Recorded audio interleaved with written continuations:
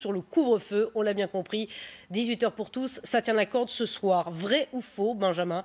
Le couvre-feu à 18 h a ralenti la progression du virus dans les départements où il est déjà mis en place, c'est-à-dire 25. C'est ça, ouais. Alors, il se trouve que c'est plutôt vrai parce qu'on constate que dans ces départements-là, les premiers à avoir mis en place ce couvre-feu, le virus se propage moins vite. Juste une carte pour vous le prouver. Plus le département est d'une couleur foncée, ça veut dire que plus le nombre de cas a augmenté ces derniers jours. On a entouré en rouge les départements qui ont mis en place le couvre-feu dès le début janvier. Eh bien, on voit que ces départements sont d'une couleur plus claire. Donc ça veut dire que quand même la hausse a été moins forte. Il y a eu un coup de frein.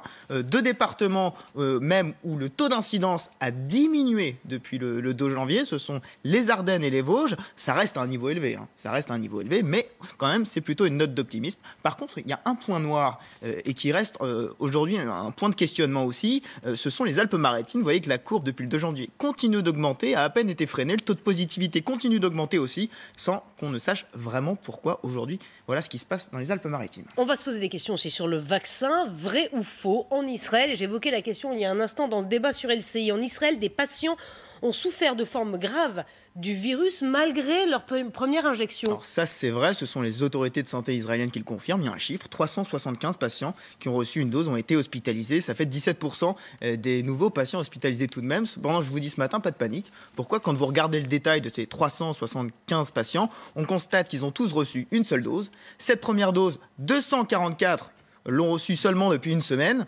124 depuis 2 semaines et 7 personnes seulement l'ont reçu depuis 3 semaines. On voit que plus on passe le temps, plus on est protégé. Et c'est finalement conforme aux données que nous donnait Pfizer qui disait on est protégé avec une première dose à hauteur de 52%, mais à partir de 14 jours. À partir de 14 jours, et les données israéliennes confirment ce chiffre. La morale de l'histoire, c'est quand on a reçu sa première dose, on garde les gestes barrières jusqu'à la deuxième dose au moins. Ça ne protège pas tout de suite, il faut attendre, vigilance donc et patience. Merci beaucoup.